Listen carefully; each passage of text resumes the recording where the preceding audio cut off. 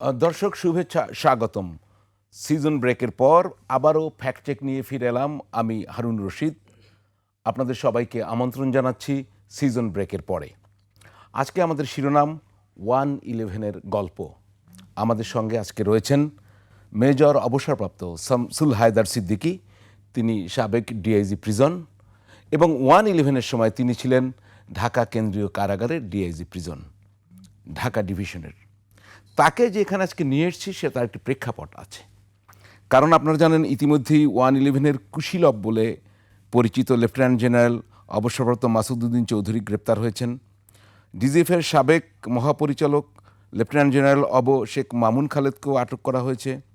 সাবেক ডিজিএফআই কর্মকর্তা lieutenant colonel Mohammad Afzal নাসেরকেও গ্রেপ্তার করা হয়েছে, যার ফলে 1/11 বিষয়টি সামনে চলে এসছে এবং সেখানে তাদেরকে আদালতে হাজির করা হয়েছে, রিমান্ডে নেওয়া হয়েছে। আমরা সেই 1/11-এর গল্প শুনতে কেন ডিআইজি প্রিজনস সাবেক মেজর অবসরপ্রাপ্ত শামসুল হায়দার সিদ্দিকী ডেকে নিয়ে আসছি, তার কথাই সেটা বুঝবেন। তিনি এই সময়ে যারা গ্রেপ্তার হয়েছিলেন, তারেক রহমান, একই সঙ্গে বেগম খালেদা জিয়া, শেখ হাসিনা সহ শীর্ষ নেতৃত্ব সবাইকে কাছ থেকে দেখেছেন। অনেক ঘটনার তিনি সাক্ষী। নির্যাতন হয়েছিল কিনা তাও তিনি দেখেছেন যতটুকু, সব কিছুই আমরা জানব। তবে আমরা প্রথমে একটি ভিডিও দেখে নিই যে তারেক রহমান যখন গ্রেপ্তারের পর ছাড়া পেলেন, এখন যিনি প্রধানমন্ত্রী, তখন খালেদা জিয়া কী বলেছিলেন বা কী পরিস্থিতি হয়েছিল।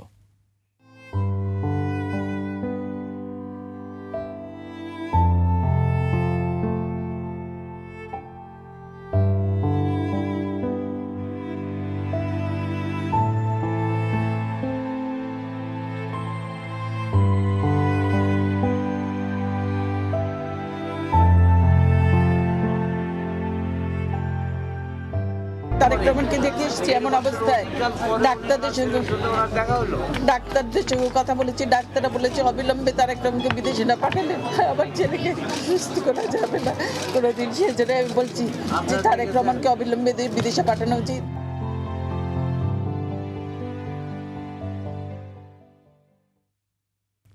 জি, মেজর শামসুল হায়দার সিদ্দিকী, মনে পড়ে এই দিনের কথা। আপনি জানেন যে 7 মার্চ 2007 সালে তারেক রহমানকে আটক করা হয়েছিল। অবশ্য 2008 সালের 3 সেপ্টেম্বর তিনি মুক্তি পান এবং 11 সেপ্টেম্বর তিনি লন্ডনে চলে যান। আবার 2007 সালের 16 জুলাই শেখ হাসিনাকে গ্রেপ্তার করা হয়। 3 সেপ্টেম্বর বেগম খালেদা জিয়াকেও গ্রেপ্তার করা হয়। তো আমি তারেক রহমানকে দিয়ে শুরু করতে চাই। আপনি তো তাকে প্রথম যখন গ্রেপ্তার হলো তাকে তো পেলেন, তারপরে তিনি রিমান্ডে গেলেন। যদি বলতেন কেমন পেলেন, কেমন দেখলেন, কেমন হলো। জি জি, আপনাকে অশেষ ধন্যবাদ। আপনি যে ছবিটা দেখালেন এটা আমার নিজের দেখা। আপনারা তো আজকে এখানে দেখতেছেন, এটা আমার নিজের দেখা। জিনিসটা কিন্তু এত সহজ না। মা বন্দি, ছেলে বন্দি, ছোট ছেলেও বন্দি, এবং ছেলের এই করুণ দশা মা নিজের চোখে দেখতেছেন। আমি আস্তে আস্তে বলবো, হয়তো আমার আগের ঘটনা পরে বলা হবে, পরের ঘটনা আগে বলা হবে, কিন্তু যা যা বলা হবে সব সত্য। জনাব তারেক রহমান যখন জেলে আসলেন, আপনি যদি তখনকার ভিডিও দেখেন, তো উনি যখন ছোট গেট দিয়ে জেলখানায় ঢুকে, যেখানে আপনি সরাসরি বড় গেট দিয়ে আপনি ঢুকছিলেন, ছোট গেট দিয়ে উনি যখন ঢুকে নাজিমউদ্দিন রোডে আমি ঢুকেছিলাম, আপনি ঢুকেছিলেন। জি, তো ওনার ঢোকার সময় ওনার মাথার উপরে আমি হাতটা দিয়েছিলাম। এই কারণে উনি জীবনে কখনো জেলে আসেন নাই, জেলে জানো নাই, ওই এ সম্পর্কে তার কোনো ধারণা নাই। কিন্তু ওনার মাথাটা যদি জেলের ওই লোহার গেটে লাগে উনি ব্যথা পাবেন, এই উদ্দেশ্যেই কিন্তু উপরে হাতটা দেওয়া হয়েছিল যাতে উনি ব্যথা না পান। তার আগে একটু বলে নেই যে আমি নিজে কিন্তু ব্যক্তিগত 8 বেঙ্গলের একজন অফিসার। আপনারা জানেন যে 8 বেঙ্গলের general major Xiao 8 Bengal. Begum Khaleda জিয়ার সাথে আমার প্রথম দেখা হয় 1983 সালে। আমি তখন 8 বেঙ্গল কুমিল্লায়, উনি তখন বিরোধী দলীয় নেত্রী, কোনো একটা মিটিংয়ের জন্য কুমিল্লা পার হয়ে যেতেছিলেন। তখন 8 বেঙ্গলের সৈনিকরা ওনাকে রাস্তায় আটকায়, মানে দাঁড়া করায়, কারণ ম্যাডাম যাইতেছে, ম্যাডামের বাসায় তো উনি ডিউটি করতেন। তো ম্যাডাম নিজেও নামলেন, নামার পর আমাদের ইউনিটে গেলেন। ইউনিটে তখন সিও ছিল লেফটেন্যান্ট কর্নেল ইফতেখারুল বাশার। আমি ট্রেনিং গ্রাউন্ডে ছিলাম। উনি আমাকে ডেকে আনলেন, বললেন যে ম্যাডাম আমাদের নতুন অফিসার সেকেন্ড লেফটেন্যান্ট হায়দার। আমি ট্রেনিং গ্রাউন্ড থেকে আসলাম। এবং তখন সিওর রুমেই জেনারেল জিয়ার মাথার ক্যাপ এবং স্টিকটা ছিল, যেটা একসময় খালেদা জিয়াই 8 বেঙ্গলে দিয়ে রাখছিলেন। তো উনি সব কিছু দেখলেন, কথাটা বললেন, তারপরে চলে গেলেন। এটা হলো প্রথম দেখা 83 সালে। এখন খালেদা জনাব তারেক রহমানের কথা যে বলেন, এর আগে আমি কথা বলছি শুধু সাবেক প্রধানমন্ত্রী শেখ হাসিনা সম্পর্কে, তারপরে আসছে শুধু বেগম খালেদা জিয়া ওনার সম্পর্কে, ইদানিং আসতেছে তারেক রহমান সাহেবের জন্য। এই জন্য তারেক রহমান সাহেবের অনেক ঘটনা আছে যেটা মানুষ পরবর্তীতে যা যা শুনে।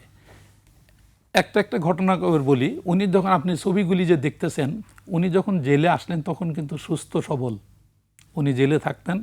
উনি তখনই খুব ভদ্র, অমায়িক, অল্প কথা বলতেন, অল্প খাইতেন, খুব ভদ্র নম্র।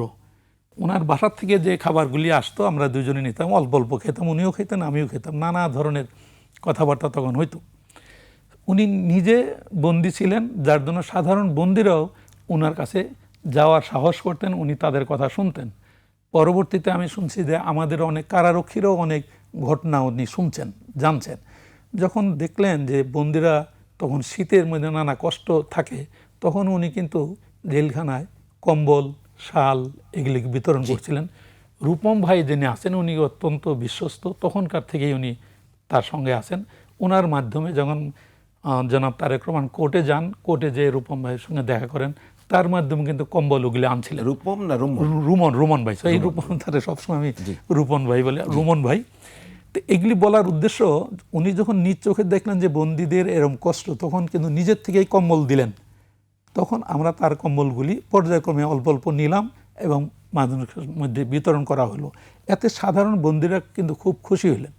খুশি হওয়ার কারণে আপনারা এটাও জানেন যে উনি কিন্তু একটা জেল ঈদও করছেন। যখন উনি ঈদ করলেন জেলখানায়, তখন সাধারণ বন্দীরা ওনার সঙ্গে দেখা করার জন্য, হাত মেলানোর জন্য, মোলাকাত করার জন্য একদম লাইন ধরে দাঁড়ায় এবং একজন একজন করে হ্যান্ডশেক করে যেতেছিলেন। এই সংবাদ যখন আমার কাছে আসে, তখন আমি তাকে ওখান থেকে তাড়াতাড়ি সরাই নেই, কারণ জেলখানায় এটা আমরা অ্যালাউ করতে পারি না। অন্যান্য যারা ভিআইপি বন্দী ছিলেন তারাও কিন্তু অনেক সময় চাইতেন জনাব তারেক রহমান সাহেবের সঙ্গে দেখা করার জন্য, আমরা কখনো ওইভাবে তার নিরাপত্তার জন্য অ্যালাউ করি নাই। এতটুকু কথা বলার উদ্দেশ্য হলো যে উনি কিন্তু নর্মালি হাঁটতেছেন, চলাফেরা করছেন, কোথাও কোনো অসুস্থতার কোনো লক্ষণ নাই। বিভিন্ন সময় যেমন কথা বলতাম এটা থাকতেন। এইটা হলো ইনিশিয়াল ঘটনা। এবং আরেকটা ঘটনা আপনি হয়তো পরে বলবেন যে করার, একজন এই মাপের বন্দী যখন জেলখানায় থাকে তখন তার নানা ঘটনা ঘটে। এই ঘটনা শুধু একজনের সঙ্গে ঘটে না, বিভিন্ন সময় উনি যে এতদিন জেলে ছিলেন, কিছু ঘটনা আমি জানি, কিছু ঘটনা ওনার সঙ্গে আরেকজন ছিল কবির নামে একটা ছেলে, উনিও বন্দী ছিলেন, তার সঙ্গে দেখা যায়। এবং যে কথা আরও অনেকেই জানে না, জনাব তারেক রহমানের এই সেন্সগুলি অনেক ভালো। জিয়া নামে আরেকজন বন্দী দেওয়া হয়েছিল তার দেখাশোনা করার জন্য, কিন্তু উনি বয়সে অনেক বড় ছিলেন। জনাব তারেক রহমান সাহেব এটা পছন্দ করেন না, জিয়া বয়স্ক, তারে দিয়ে কাজ করানো এটা উনি পছন্দ করেন। এটা আসলে ইনফ্যাক্ট আমাদেরই ভুল, কারণ কর্তৃপক্ষের কখনো এই নামে দেওয়াটা উচিত হয় নাই। তখন কোনোভাবে হয়তো চলে গেছে। এতটুকু বলার কথা কেন যে এগুলি অজানা জিনিস, কেউ কখনো জানে না। এই যে জেলখানা উনি থাকলেন, একবার এই সাবেক প্রধানমন্ত্রী বেগম খালেদা জিয়া উনি একটা ছোট্ট চিঠি লিখলেন, আমি দাঁড়ানো, চিঠিটা আমাকে দিলেন। চিঠির ওই প্রথম আমি শুনলাম যে জনাব তারেক রহমানের নাম পিনু, উনি হেডিং করলেন পিনু এবং নিচে লিখলেন খালেদা জিয়া। আমি বেগম খালেদা জিয়াকে রিকোয়েস্ট করলাম যে ম্যাডাম এরপরে আপনি আপনার নামটার লিখেন না, লেখাটা গোটা গোটা অক্ষরে, ছোট্ট চিঠি, সুন্দর চিঠি, মা লিখতেছে ছেলের কাছে, মাও বন্দি, ছেলেও বন্দি। আপনি বলছিলেন যে যখন উনি কারাগারে গেলেন সুস্থ স্বাভাবিক, তারপরে কি হলো? আচ্ছা, এখন সুস্থ স্বাভাবিক হওয়ার পর আপনি জানেন উনি যখন প্রথম রিমান্ডে গেলেন, একটু আমরা পিছনে কিছু ছবিও তো দেখতে পারি এখন। জি বলেন। হ্যাঁ, উনি যখন রিমান্ডে গেলেন তখন কিন্তু সুস্থ সবল শরীরে উনি কিন্তু হেঁটে হেঁটে ঠিকমতো চলে গেলেন।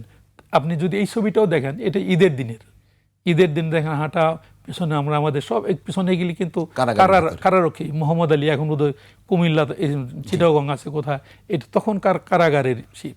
এবং মজার ঘটনা, পিছনে যে আমার ওই পাঞ্জাবিটা দেখেন, এটা আমি বলি হঠাৎ করে সেদিন দেখলাম ওই পাঞ্জাবিটা এখনো আছে। আচ্ছা, যাক, এগুলি বলার জন্য এই যে দেখেন এটাই যদি খেয়াল করেন তাহলে দেখবেন যে উনি সুস্থ সবল।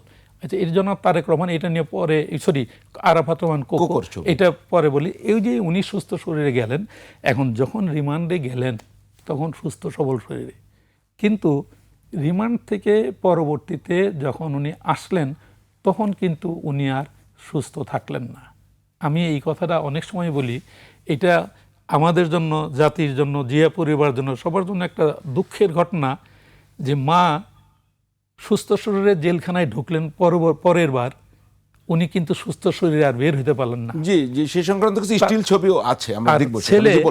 ছেলে সুস্থ শরীরে আসলেন এবং সুস্থ শরীরে উনি রিমান্ডে গেলেন, রিমান্ড থেকে কিন্তু উনি আর সুস্থ হয়ে ফিরলেন না। উনি এতটাই অসুস্থ ছিলেন যে নিজে ওই রকম একা একা হাঁটতেও পারতেন না, পাশও ফিরতে পারতেন না।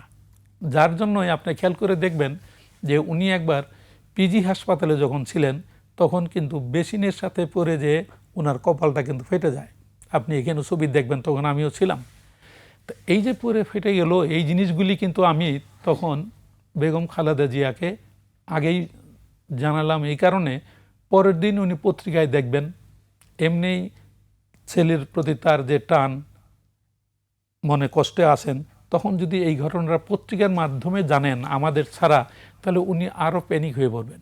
এই জন্য আমি সাথে সাথে বেগম খালেদা জিয়াকে বিস্তারিত বললাম যে ম্যাডাম এই অবস্থা, উনি পড়ে গেছেন, কপালে যে ফার্স্টে আমরা ওই যে কপালে হাত দেয়া বেগম খালেদা জিয়া একটা ছবি আছে, আমরা সেটাও দেখাতে পারি।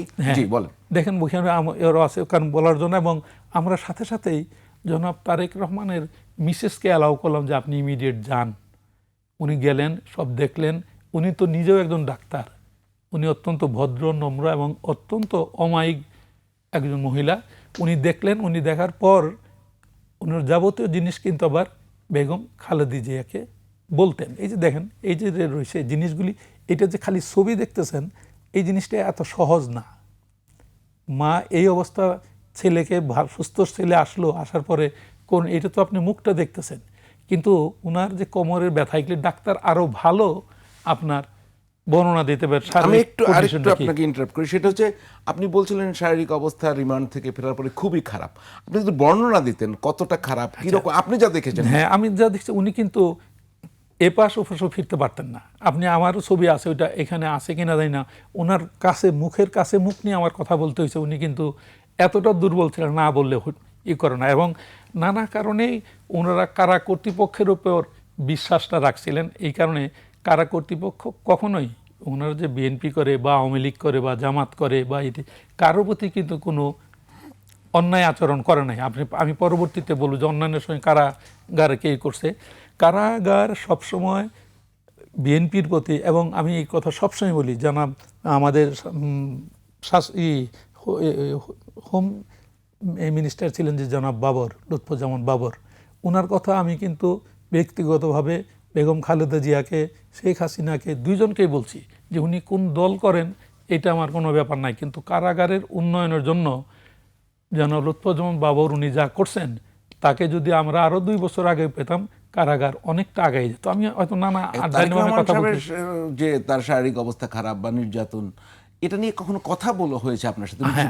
হ্যাঁ, আমি নিজেই জানতাম। দেখেন ওই সময় আমি ছাড়া তাদের সাথে অত ঘনিষ্ঠভাবে মেলামেশা করার, কথা বলার লোক কিন্তু খুব কম ছিল। এখন একদিন দুঃখ করে জনাব তারেক রহমান সাহেব বললেন যে, আমাকে উনি হায়দার ভাইও বলতেন, ডিআইজি সাহেবও বলতেন, যে হায়দার ভাই, ছোট থাকতেই আপনাদেরকে আঙ্কেল বলে ডাকি, আর আপনাদের লোকরাই যে আমার সাথে এমন ব্যবহার করবে এটা কখনো কল্পনাও করিনি। অত্যন্ত নরম সুরে, কাঁদো কাঁদো স্বরে কিন্তু এই কথাগুলি বলছিলেন। আমি হয়তো বুঝাইতে পারলাম না উনি কতটা দুঃখ মন নিয়ে এই কথাটা ওই দিন আমাকে বলছিলেন। এখন যে কোনো কারণে হোক, এই বেগম খালেদা জিয়া কান্নাকাটি করছেন তার মা মারা যাওয়ার কারণে, শেখ হাসিনা কান্নাকাটি করছেন তার ছোট বোনের কারণে, উনি কিন্তু অনেকটা এরকম করছেন তার উপরে এই নির্যাতনের কারণে।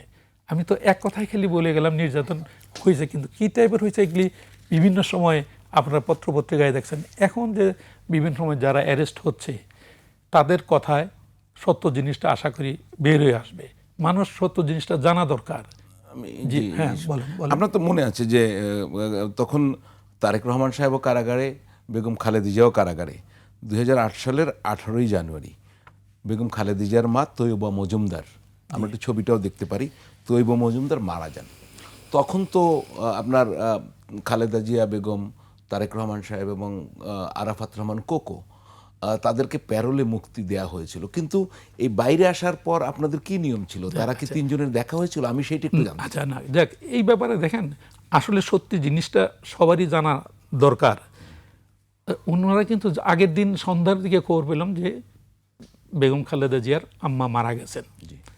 হিসাব মতো যে কালকে প্যারোলে যাবেন, প্যারোলে যাওয়ার কথা হলো 11টার দিকে।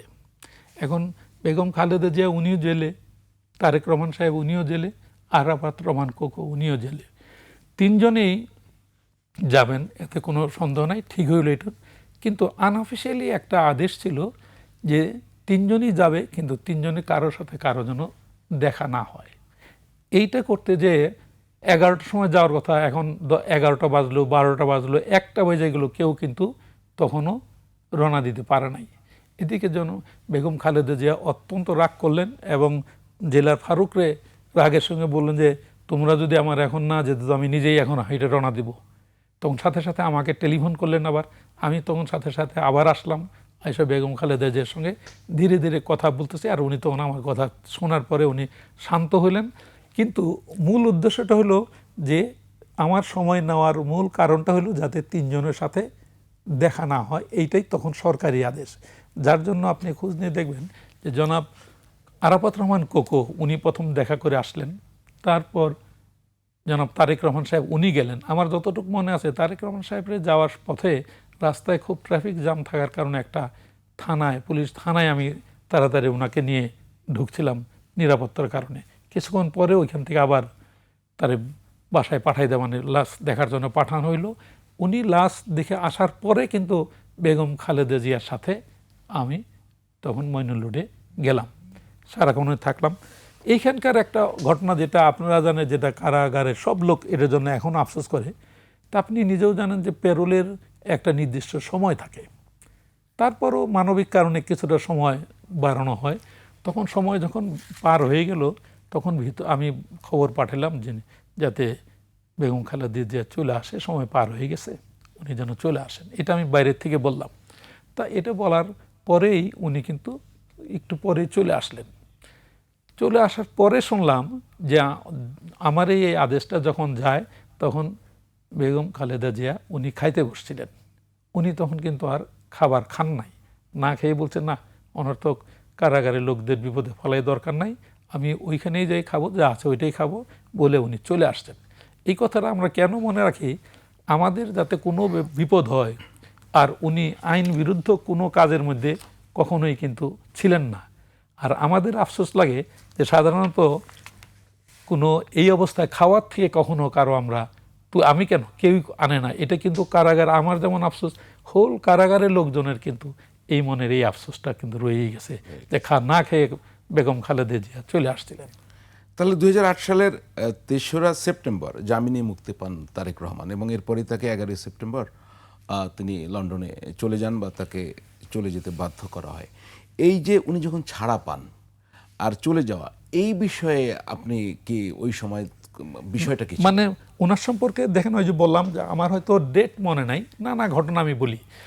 জনাব তারেক রহমান সাহেব উনি কিন্তু, আমরা জেলখানায় একটা দেওয়াল পত্রিকা বের করতাম, বন্দি মনের মুক্ত কথা। ওইখানে ব্যারিস্টার নাজমুল হুদা উনিও লেখা দিয়েছিলেন, জনাব তারেক রহমান সাহেব উনিও লেখা দিয়েছিলেন, দুইটা লেখা আমি পরবর্তী যা শুনলাম ও আপনার কবির এদের কাছে। একটা লিখছিলেন যে জেলখানায় তখন জানেন 14,000 বন্দি ছিল, এত বন্দি থাকার জায়গা ছিল না, এই অল্প জায়গায় বেশি বন্দীদের কিভাবে রাখা যায় এইটার উপরে একটা লিখছিলেন। আরেকটা লিখছিলেন বন্দির কারারক্ষীর ট্রেনিং বা এদের উন্নতির জন্য কি করা যায়। এগুলি বলার উদ্দেশ্য হলো যে তখন কিন্তু উনি সাধারণ বন্দির মতোই ছিলেন। উনি প্রথমে একটা হাসপাতালের স্টোর রুম আমরা পরিষ্কার করে দিলাম, ওইখানে ছিলেন। এক রাত 10 ছেলে ছিলেন মেঝেতে, তখন উনি ডিভিশন পান নাই। পরবর্তীতে উনি যখন ডিভিশন পান তখন তারা আমরা 26 ছেলে নিয়ে রাখি, এখন পুরনো কারাগারে এখন ওই জিনিসগুলি আছে। ওনাকে রাখার পর 26 ছেলের আপনি ভিতরে ঢুকছেন, দেখছেন যে জি, আমি বাইরের দেখছি। থেকে লোক দেখা যায়, তখন আমরা কালো পর্দা দিয়ে ওগুলি কিন্তু আটকাই দিই যাতে বাইরের থেকে সরাসরি দেখা না যায়। জেলখানায় উনি অর্থনীতির উপর অনেক পড়ালেখা করছেন, আমরা যা শুনছি পড়ালেখা করছেন, চুপচাপ থাকছেন। এই যে জেলখানায় থাকলেন, এর মধ্যে একটা ঘটনা ঘটলো, হঠাৎ করে একটা আদেশ আসলো যে জনাব তারেক রহমানকে কাশিমপুর জেলে নিয়ে যেতে হবে। ওই দিন আপনাদের সমস্ত সাংবাদিকরা কিন্তু জেল গেটে বসা। এখন তাদের চোখে ফাঁকি দিয়ে যাওয়ার কোনো উপায়, তখন আমি চিন্তা করছিলাম কি করা যায়। আমি তখন রুমে চুপচাপ শুয়েছিলাম। আমার রানার ছিল খোরশেদে লোকজন জিজ্ঞেস করছে, এই তোমার স্যার কী করে? স্যার তো শুয়ে আছে। তখন ওইখানে যারা সাংবাদিক তারা সারা রাত্র কিন্তু জায়গা ছিল, ভোরে বলতে ঠিক আছে ডিআইজি সাহেব যখন শুয়ে আসে, চলো এই সুযোগে আমরা একটু নাস্তা করে ঘোল টোল খেয়ে আসি, ওই পুরনো ঢাকার ঘোল খাওয়ার জন্য। উনি যেই সাংবাদিকরা চলে গেছে, অমনি জনাব তারেক রহমানকে একটা পিকআপের পিছনে বসানো হলো। জেলারের ওখান থেকে একটা টাওয়েল নিয়ে তাকে পেঁচাই দেওয়া হলো যাতে বাইরে থেকে না বোঝে। তার পাশে কিছু হাঁড়ি পাতিল রেখা আমার খুরশেদ দেওয়ার বসানো হলো। অন্যান্য মাল সামানা দিয়ে পিকআপটা বেরিয়ে চলে গেলো। কেউ কিন্তু বুঝলো না যে কে বেরিয়ে গেল। সামনেই ওখানে আমি ছিলাম, ওইখানে পিকআপের সামনে আমি উঠলাম। উঠে আসার পর সিএমএইচের এদিকে আসলাম। ওইখানে তখন লেফটেন্যান্ট কর্নেল গুলজার র্যাবে ছিল, সে গাড়ি নিয়ে ওয়েট করতেছিল। পথিমধ্যে ট্রাফিক সার্জেন্ট দাঁড়া করাইতেছে, আমরা রাস্তার মধ্যেই দাঁড়ানো আছি, জনাব তারেক রহমান পিকআপের পিছনে চুপচাপ বসে আছেন। এগুলি কিন্তু ঘটনা বাইরের লোক তখন কেউ জানতো না। এবং পরবর্তীতে আমরা যখন তাকে কাশিমপুর জেলে নিয়ে গেলাম, ওইখানে কিছুক্ষণ পরে বেগম খালেদা জিয়া আসলেন। আসার পর ওনাদের দেখা হলো, কথাবার্তা হলো, এবং এক পর্যায়ে বেগম খালেদা জিয়া উনি এসে আমাকে বললেন যে ডিআইজি সাহেব, ছেলেটাকে আপনি একটু দেখে রাখবেন। কাশিমপুরের ঘটনা, এবং কাশিমপুরে উনি একদিন বা 2 দিন ছিলেন। খালেদা জিয়া তো ছিলেন সাব জেলে, ওখান থেকে তাকেও নিয়ে যাওয়া হ্যাঁ, হয়েছিল। তাকে দিনের বেলায় ডিজিএফআই এর মাধ্যমে গেছে। এখন আরেকটা কথা হয়তো আপনি পরে বলবেন যে শেখ হাসিনা, আমরা সেই কথায় আসব। জি। দর্শক, আমরা এই যে 111-এর গল্প শামসুল হায়দার সিদ্দিকীর মুখে আরও শুনবো, তবে তার আগে ফ্যাক্ট চেকে একটা বিরতি নিচ্ছে, আমাদের সঙ্গেই থাকুন।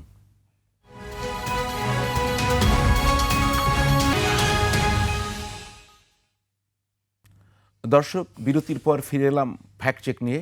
আপনাদের সঙ্গে আছি আমি হারুন রশিদ, এবং আমার সঙ্গে রয়েছেন মেজর অবসরপ্রাপ্ত শামসুল হায়দার সিদ্দিকী, সাবেক ডিআইজি প্রিজন্স। শুনছি 111-এর গল্প। আমরা একটু ভিডিও ক্লিপ দেখে নিই যে 3 জন কুশীলব বলা হচ্ছে, মামুন খালেদ, মেজর জেনারেল অবসরপ্রাপ্ত মাসুদ উদ্দিন চৌধুরী, মোহাম্মদ আফজাল নাসেরকে, তাদের ব্যাপারে আদালতে আইনজীবীরা কি বলেছেন। তার যে অপকর্মগুলো, তার যে ফ্যাসিস্ট হাসিনার সঙ্গে তার যে সম্পর্ক, এবং তার মানুষ আইনজীবী রাজনীতিবিদদেরকে যে নির্যাতন, গুম, খুন, আয়নাগর, এইসব তার যে ভূমিকা ছিল, এগুলিও বেরিয়ে আসবে। দুবইয়ের বক্তব্য শোনার পর বিজ্ঞ আদালত তার বিরুদ্ধে 6 দিনের রিমান্ড মঞ্জুর করে। তাদের অনেক মানবতা বিরোধী সিরিজ অফ অভিযোগ তাদের বিরুদ্ধে আছে।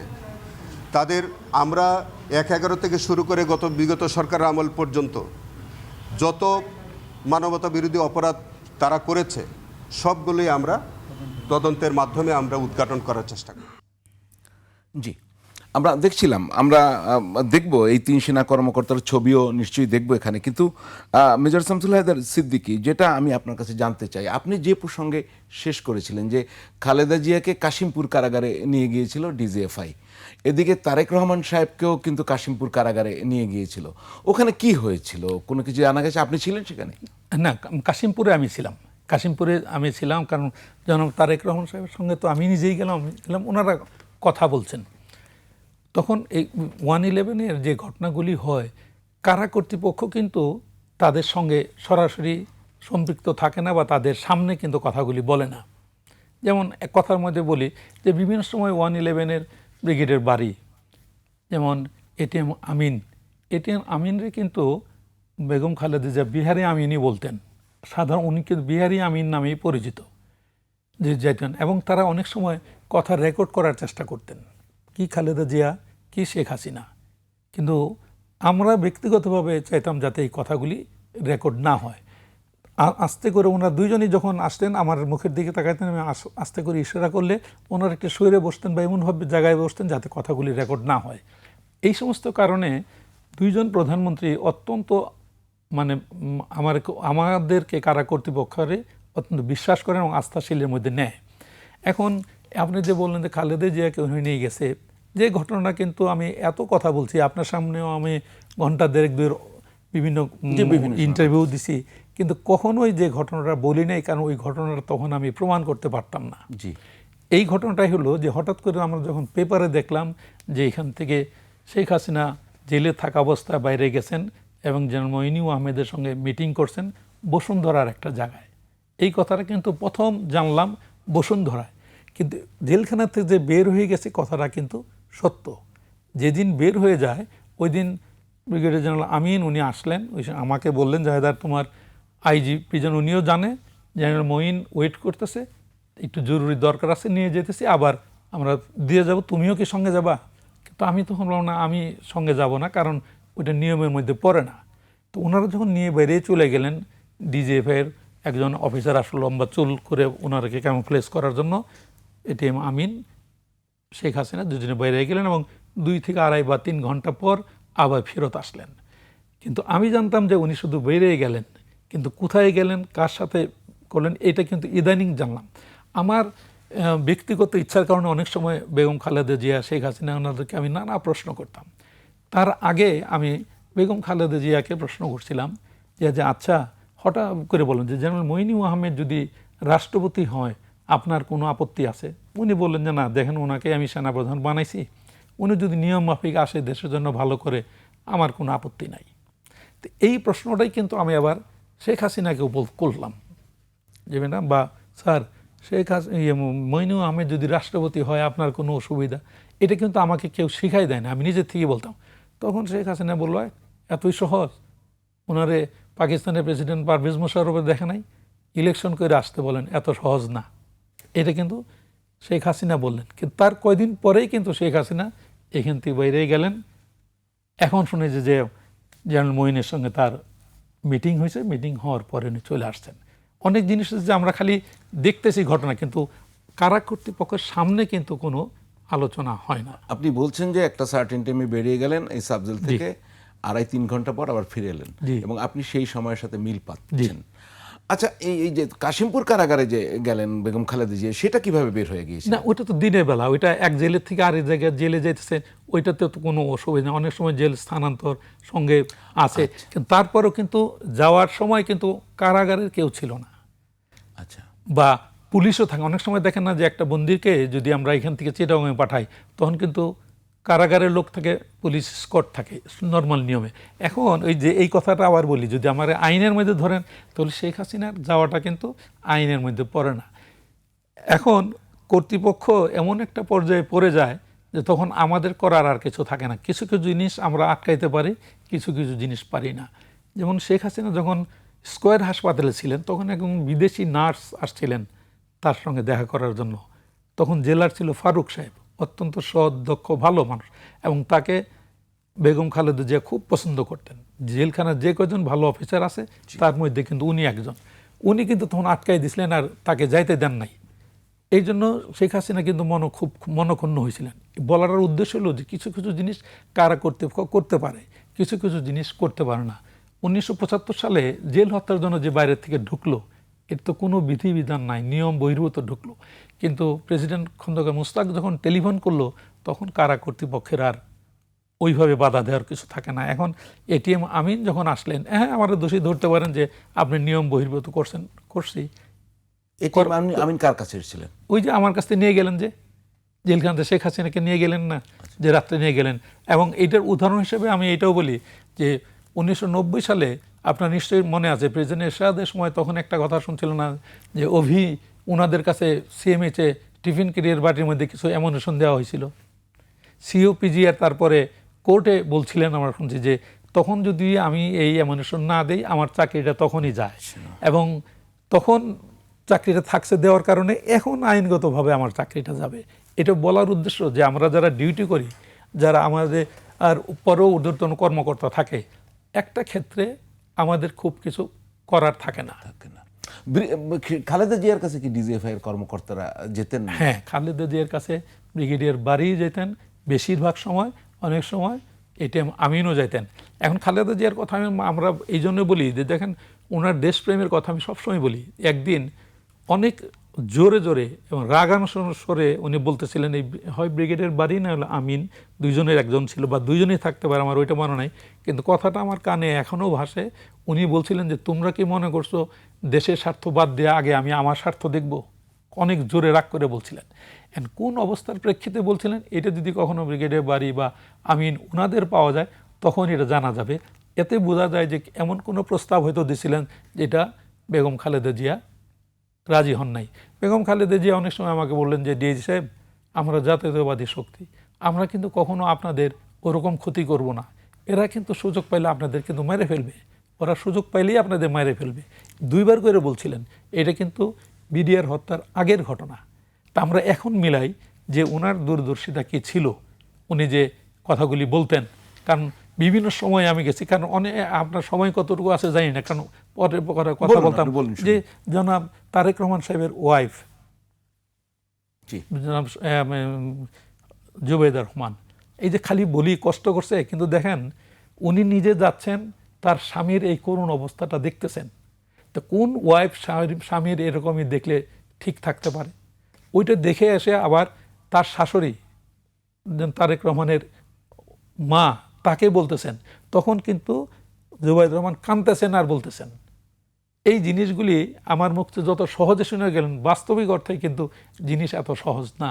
আজকে দেখতেছেন যে প্রধানমন্ত্রীর ওয়াইফ হয়ে গেছে, কিন্তু এইখানে আসতে ওনার বা ওনাদের এবং তার কোকোর মানে স্ত্রী, ওনারা যে পরিশ্রম, যে কষ্ট, যে দুঃখ তখন ওইখানে সইছেন, এই জিনিসগুলি আজ থেকে 17-18 বছর আগের কথা হয়তো ওনারা ভুলে গেছেন, কিন্তু আমার চোখে কিন্তু এখনও ভাসে যে তারা কি কষ্টটা করে গেছেন। কোকোর কথা যদি কখনো বলেন, আমি অনেকের সময় বলছি, কোকো কিন্তু অল থ্রো জেলখানায় সাধারণ বন্দী হিসেবে ছিলেন। তার উপর তো অনেক নির্যাতন, তার উপরে জেলখানায় হয় নাই বা তার রিমান্ড, উনি কিন্তু এমনি অসুস্থ ছিলেন, দুর্বল ছিলেন। এমন এত দুর্বল চিত্তের ছিলেন যে ওনার একবার এমআরআই করার সময় যন্ত্রের ভিতর দিয়ে যেমন যাইতে হয়, বেগম খালেদা জিয়া আমাকে বললেন, ডিআইজি সাহেব কোকো খুব ভয় পায়, ওকে আপনি ওইভাবে টেস্টটা করায়েন না। তার মানে মনের দিক থেকে কতটুকু দুর্বল বা কতটুকু জিনিস, এই জিনিস তো আমি চোখে দেখছি। আপনি ওই ছবি দেখবেন যে কোকো আমার হাত ধরে আছে, কারণ উনি ডিপেন্ডেন্ট, উনি ওরকমই করতে পারে না। আমরা বলতাম যে এই নিরীহ লোকরে কেন আনছে, সরকারই ভালো জানে। ওই সময় তো জেলখানায় কোকোর সাথে আপনার কিছু ছবিও আছে, আমরা যদি দেখাতে পারি। জি দেখান, এই জিনিসগুলি আছে। কারণ ওই জন্যই তো বলতেছি যে যত সহজে আমি বলে যাই, ঘটনাগুলি কিন্তু অত সহজ না। জি, বাস্তবিক জি জি জি আমরা আপনার এই 111-এর গল্প আপনার কাছ থেকে আরও শুনবো, তার আগে আরেকটা বিরতি নেব। দর্শক, আমরা আরও একটি বিরতি নিচ্ছি ফ্যাক্ট চেকে, একটু পরেই আমরা ফিরবো, অপেক্ষা করুন, সঙ্গেই থাকুন।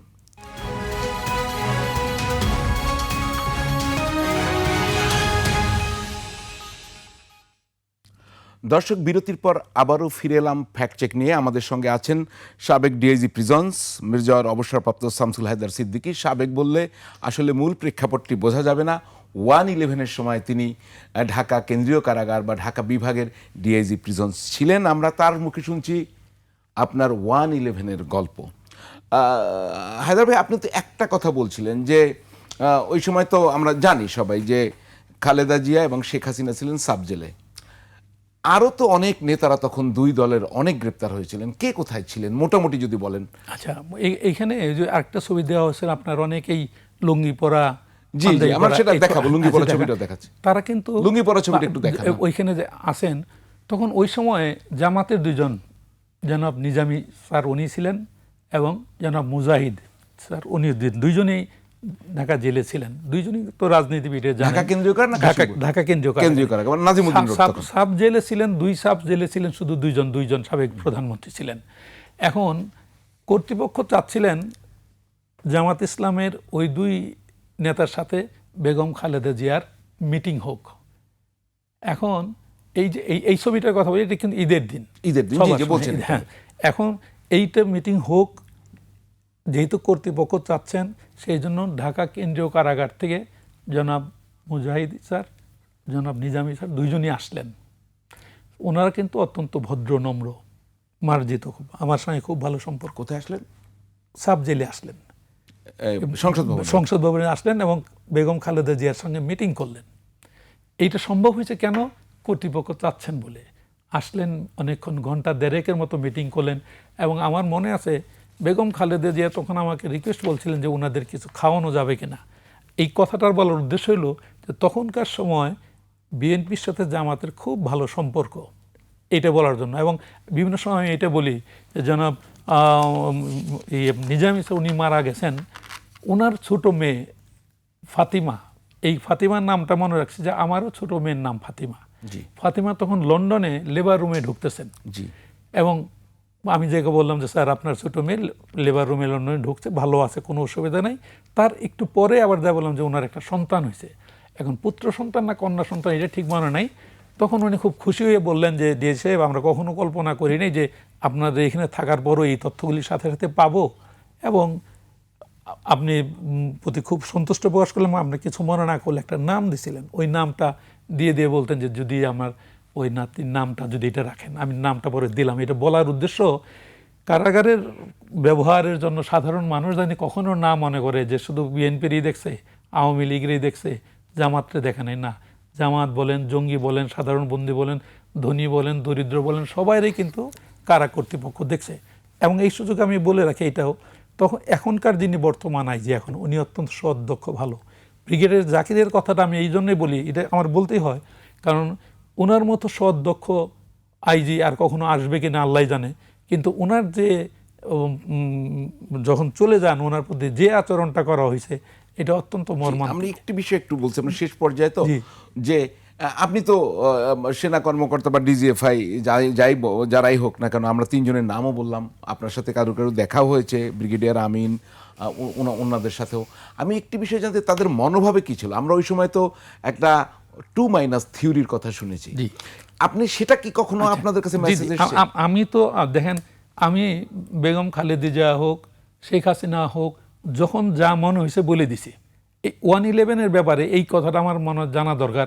আমি দুই প্রধানমন্ত্রীকে বলছিলাম, শেখ হাসিনাকেও বলছিলাম যে আমরা শুনছি যে আপনি ইন্ডিয়া এবং আমেরিকাকে তেল গ্যাস দিতে চাইছিলেন, ইলেকশনে জেতার পরে আপনি কিন্তু দেন নাই।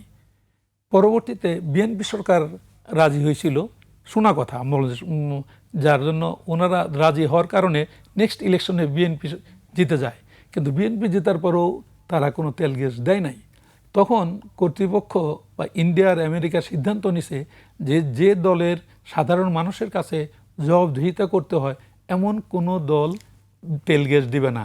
কাজে এমন একটা সরকার আনো যাদের জনগণের সাথে কোনো সম্পর্ক নাই, যারই ফলশ্রুতিতে 111-এর সৃষ্টি হয়েছে।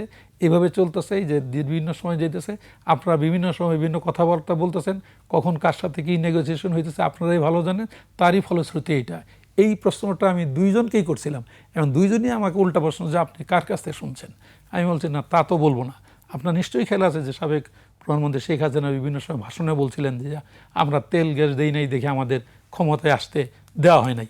এই যেমন 111-এর কথা বললেন, এরকম এই 111-এর যারা আছে তারা কিন্তু সরাসরি আমার কথা বলতো না। তবে আমি ব্রিগেডিয়ার বাড়ি ওনাকে একদিন বললাম যে আপনারা যে আসেন খালি বিএনপিরে ভাঙতে, কই সাহস থাকলে আওয়ামী লীগের ভাঙেন তো দেখি। তখন আমাকে বলছিল না হায়দার, ওরাও ভাঙবে, ওদেরও ভাঙা হবে, কিন্তু ভাঙা হয় নাই। এবং কি আমি এইটাও ব্রিগেডের বাড়ি থেকে বললাম যে বাড়ি স্যার, উনি আমাদের সিনিয়র, যে স্যার আমি ভিতরে ঢুকলে অন্যান্য এমপি মিনিস্টাররা আমার বলে জায়দা সাহেব আপনি এত ভালো ব্যবহার করেন, এত সুন্দর সুন্দর কথা বলেন, আপনি কি জানেন আপনার কলিগরা কি করে? আমাকে কি করে বলে বাসায় যাইতেছে, বিভিন্ন টাকা পয়সা দাবি করতেছে। তো আমি এই কথা শোনার পর ব্রিগেডের বাইরে বললাম, স্যার আপনারা কি কোনো টাকা পয়সা নিতেছেন? বলে হ্যাঁ, মইনুল আহমেদ বলছে আমরা টাকা নিতেছি। তখন আমি বললাম তাহলে আপনাদের দ্বারা আর কিচ্ছু হবে না। এই যে কথাগুলি, এটা আমার যে বলা, এগুলি কিন্তু 111 সংক্রান্ত তখন ইসের মধ্যে। তো এখন আপনি কথা হয়তো আপনার কত মিনিট একাধারে বললে কিন্তু বহুত কথা এক একটা মনে হইতেছে, তখন বলে যে কোন জিনিসটা কেমন হইলো বা এই ছবিটা, এই যে ওই যে আপনার জনাব তাহের সাহেব এখন জামাতে ইসলামের, উনিও তো জেলে ছিলেন, উনি জানেন এখানে কয়জন আমি মারা এই গেছেন। ছবিটা নিয়ে আপনাকে একটু প্রশ্ন করি। আপনি মনে আছে তো কাশিমপুর কারাগারে আপনি আমাকে নিয়ে গিয়েছিলেন, এদের সবাইকে আমি এক জায়গায় দেখেছিলাম। আপনি সবাইকে এক জায়গায় তখন মনে আছে আপনি ওদের ফ্রিজ থেকে নিয়ে আমাকে কিন্তু পুডিং খাইয়েছিলেন, সবাইকে একসঙ্গে রাখতেন, সুবিধা দিতেন, আপনার উপরে চাপ আসতো না? হ্যাঁ, এই ব্যাপারে একজন সাংবাদিক আমার তখন প্রশ্ন করছিলেন যে আচ্ছা ভাই, বাইরে আমরা দেখি আওয়ামী লীগের সঙ্গে বিএনপির মিল নাই, আওয়ামী লীগের সঙ্গে জামাতের মিল নাই, তো জেলখানায় তারা একসঙ্গে মিলেমিশে কেমনে থাকে? এই প্রশ্নটা তখন একজন করছিল, কে করছিল তা মনে নেই, কিন্তু আমার উত্তরটা এরকম ছিল যে আপনারা নিশ্চয়ই খেয়াল আছে, যখন দেশে কোনো বন্যা হয়, চতুর্দিক দিয়ে বন্যায় ভরে যায়, তখন ছোট্ট একটা ভাঙ্গা ঘরে নিচে দেখা যায় যে শিয়াল আছে, কুকুর আছে, মুরগিও থাকতে পারে, মাথার উপরে সাপও আছে। ওই মুহূর্তে কিন্তু কেউ কারো দংশন করে না। এখন কিন্তু তারা ওই অবস্থায় আছে, কেউ কারোর সঙ্গে কেউ তারা এটা 111 এর সময়। হ্যাঁ, এটা কিন্তু আপনার ঢাকা জেলের কেন্দ্রীয় কারাগার। হ্যাঁ, ওই যে কর্ণফুলী যে লেখা আছে, জি, জি। ইনফ্যাক্ট এটা তখন নাম ছিল এরশাদনগর, এইখানে প্রেসিডেন্ট এরশাদ ছিলেন। আমরা যে পরে কিন্তু নামগুলি চেঞ্জ করছি, এই যে এই ছবিগুলি সব বিএনপি, আওয়ামী লীগ, জামায়াতের সব নেতাদের ওই যে দেখা যাচ্ছে। খন্দকার মোশাররফ হোসেন দেখেন, স্যার এখনো বাইচে আছে। ওই দিন বললেন জাহেদা সাহেব, আমি একটা বই লিখছি, বইয়ের মধ্যে আপনার ছবিটা দিয়েছি, আপনার কি খেয়াল আছে? ওই ছবি যখন তুললেন, ওই সালমান এফ রহমান দেরি করতেছে, আমি বারবার বললাম এই দরবেশ সাহেবরে ডাকো, দরবেশ সাহেবরে ডাকো। এই যে 17 বছর আগে দরবেশ সাহেব বললাম, সালমান এফ এই রহমান। সালমান এফ রহমান, এই যে দরবেশ বললাম, এইটা তারপরেই ওরকম চালু হয়ে গেল। এখন জেলখানায় যেহেতু আমি সবার সাথে একসাথে মিশতাম এবং কখনোই তাদেরকে ওইভাবে দেখা হইতো না, যার জন্য আমার সাথে কিন্তু বাংলা ভাইয়ের বাবারও সম্পর্ক ছিল, শাহেক আব্দুর রহমানের ছেলের বিয়েতেও আমার ডাক দিছে, এখন আওয়ামী লীগ বিএনপি এটাও আছে। কারণ কোনো কিছুর বিনিময়ে আমি কারো সঙ্গে কোনো কাজ করি নাই, জেল কর্তৃপক্ষই করে নাই। তো আপনার তো তারেক রহমান সাহেবের এই যে ছবিটা, কোলাকুলির ছবি জেলখানায়, জি। তো উনি প্রধানমন্ত্রী হ্যাঁ। হওয়ার পরে আপনার সঙ্গে দেখা না, হয়েছে? প্রধানমন্ত্রী হওয়ার পরে দেখা হয় নাই, হওয়ার আগে উনি যখন সিলেটে প্রচারের জন্য যান, তখন উনি একবার আমাকে ডাকলেন। আমি তখন চিটাগং ডেনিমে চাকরি করি, আপনি জানেন, জি, আমি গাজীপুরে। আমি ওইখান থেকে আসলাম, আসার পরে ওনার সঙ্গে দেখা হলো। উনি অত্যন্ত অমায়িক, ভদ্র এবং নিজেই চেয়ার টেনে দিলেন, যেভাবে কথা বললেন, এবং এই কথাগুলি আমি কারাগারেরও বলছি যে ওনার কিন্তু সব মনে আছে। এবং আপনার সামনে এনে বলি যে আজকে এই মুহূর্তে যদি বেগম খালেদা জিয়া বেঁচে থাকতেন, কারাগারের উন্নতি আরও বেশি হইতো। কারণ বেগম খালেদা জিয়ার সাথে আমার বেশ কটা কমিটমেন্ট করা ছিল। কারা পরিবার কল্যাণ সমিতির ব্যাপারে উনি দেখবেন। আমি তখন বারবার বলতেছিলাম যে আপনারা 2 জন প্রধানমন্ত্রী জেলে আছেন, একটা অ্যাম্বুলেন্সও নাই, আপনারা যদি করেন ঠেলা গাড়ি দিয়ে নিয়ে যাইতে হবে। নাসিম যিনি মারা গেছেন, ওনাকে কিন্তু আমরা এইভাবে নিয়ে গেছিলাম। তখন 2 জন প্রধানমন্ত্রী খুব রাগ করছিলেন না থাকার, মানে অ্যাম্বুলেন্স না থাকার কারণে। খালেদা জিয়া কথা দিয়েছিলেন যে উনি হাসপাতালের ব্যাপারে মহিলা কারারক্ষীদের উন্নতির জন্য কাজ আমি করবেন। একদম শেষ পর্যায়ে, সুতরাং জি, জি। সাবজেলের কথা একটু শুনতে চাই। শেষ পর্যায়ে যে খালেদা জিয়া এবং শেখ হাসিনা তো পাশাপাশি ছিলেন, দেখা হয়েছিল তাদের মধ্যে কখনো? না, না, তাদের মধ্যে দেখা হয় নাই, কিন্তু এই কথাগুলি বলি যে দেখেন 2 জনই মানুষ, 2 জনই ছিলেন। ওই সময় যখন 3 জনের সাথে দেখা হলো না, তারেক রহমান সাহেব, কোকো রহমান এবং খালেদা জিয়া, 3 তৈয়ব মজুমদারের মৃত্যুর পর, জি। মৃত্যুতে দেখা হলো না, তখন কিন্তু শেখ হাসিনা আমাকে বলছিলেন যে আপনারা কেন দেখা করাইলেন না, হাজার হইল তো মা। আবার অনুরূপভাবে খালেদা জিয়াও বললেন, আচ্ছা পত্রিকায় যে আমরা দেখি ওনার এত চোখের অসুখ, আপনারা কেন তারা ওরকম ভালো ট্রিটমেন্ট করান না? এই জিনিসগুলি আসলে জানা দরকার, কারণ সত্যি মানুষ বিচার করবে কে কেমন, সেটার মধ্যে ঘটনাগুলি কিন্তু আপনার তো এরকম সময় না কথা বলে একটা মনে হইতেছে নানা কথা, জি। সব কথা তো এইভাবে, মানে ওই যে বললাম যে হাজব্যান্ডের করুণ অবস্থা দেখে সে মার শাশুড়ির কাছে যখন বলে, তখন কিন্তু কান্নাকাটি করতেছেন। অনেক সময় ওইখানে একজন সুরাই আক্তার বুলবুল মহিলা ডাক্তার ছিলেন, খুব ভালো, উনি এখনও আছেন।